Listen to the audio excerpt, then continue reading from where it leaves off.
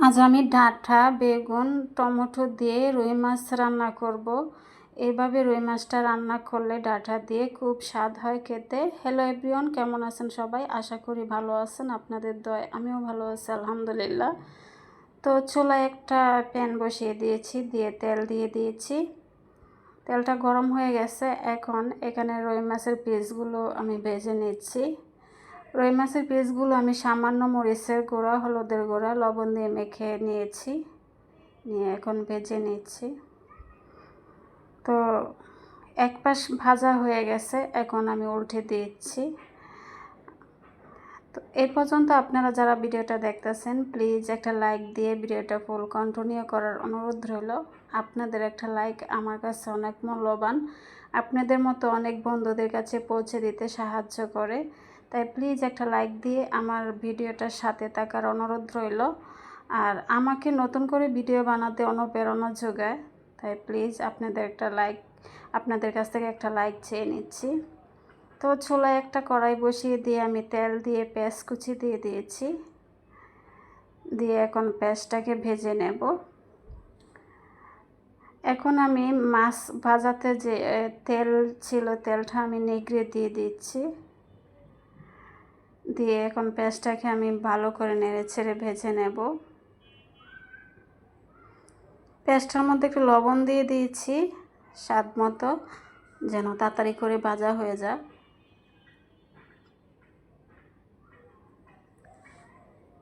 পেঁয়াজটা ভাজা হয়ে গেছে। এখন এখানে আমি দিয়ে দেব মশলা। আমি এখানে দিয়ে দিচ্ছি আদা, জিরা আর রসুন বাটা একসাথে পেস্ট আমি দিয়ে দিয়েছি, দিয়ে অনবরত নেড়ে ছেড়ে আমি মশলাটাকে ভেজে নেব কাঁচা গন্ধ যাওয়া অবধি। আমি 2-3 মিনিটের মতো মশলাটাকে ভেজে নেব, যেন কাঁচা গন্ধটা চলে যায়।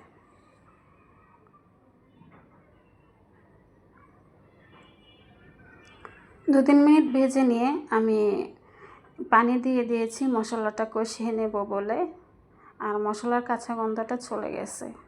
এখন এখানে দিয়ে দেব মরিচের গুঁড়া, আর দিয়ে দেব হলুদের গুঁড়া, এখন দিয়ে দেব ধনিয়ার গুঁড়া, দিয়ে ভালো করে নেড়ে ছেড়ে এখন মশলাটাকে ভালো করে কষিয়ে নেব।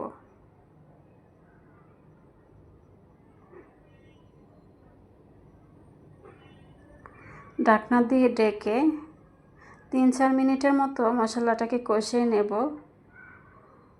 3-4 মিনিট পর আমি ঢাকনাটা উঠিয়ে নিয়েছি। দেখুন মশলাটা খুব সুন্দর কষানো হয়ে গেছে। এখন এখানে আমি সবজিগুলো দিয়ে দেব। তেলটা উপরে বেশি উঠেছে। এখন এখানে আমি কেটে ধুয়ে পরিষ্কার করে ভাপ দিয়ে রাখা আমি ডাঁটাগুলো দিয়ে দিয়েছি। আমি ডাঁটাগুলোকে ভাপ দিয়ে নিয়েছিলাম।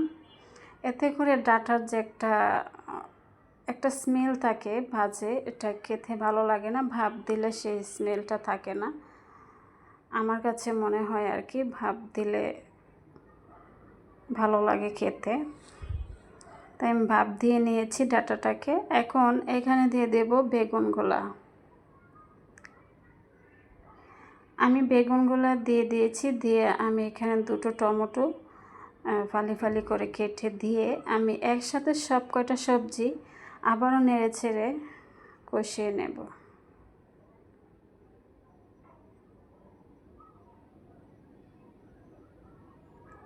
আর একটুখানি ঢাকনা দিয়ে কষিয়ে নেব, যেহেতু বেগুন আর টমেটোটা পরে দিয়েছি, সেজন্য আবার আরেকটু কষিয়ে নিয়েছি। দেখুন সুন্দর কষানো হয়ে গেছে, একদম তেলটা ছেড়ে দিয়েছে। আর রান্না যত কষানোটা ভালো হবে, রান্নার টেস্টটা ততই বাড়বে। কষানোর সাথে রান্নার টেস্টটা নির্ভর করে। তাই কষিয়ে নেওয়া হয়ে গেছে। এখন এখানে আমি দিয়ে দেব ঝোল। আমি পরিমাণ মতো ঝোল দিয়ে একটু নেড়ে ছেড়ে দিয়ে আমি আবারও রান্নাটা করে নেব 5-7 মিনিটের মতো। আর একটুখানি ঝোল দিয়ে দেব এখানে, একটু ঝোল ঝোল হবে রান্নাটা। এখন ঢাকনা দিয়ে ডেকে 5-7 মিনিট আমি রান্নাটা করে নেব। 5-7 মিনিট পর আমি ঢাকনাটা উঠিয়ে নিয়েছি। নিয়ে আমি নেড়ে ছেড়ে দিয়ে ঝোলটাও দেখুন অনেকটাই টেনে গেছে। এখন এখানে আমি মাছগুলো দিয়ে দেব। সবকটা মাছ আমি এখানে দিয়ে দিচ্ছি।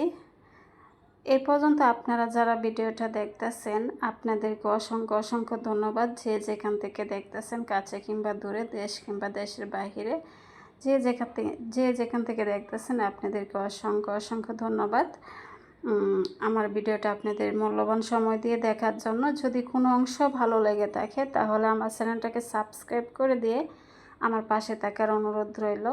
আর আপনারা যারা সাবস্ক্রাইব করে দিয়েছেন আপনাদেরকে অসংখ্য অসংখ্য ধন্যবাদ।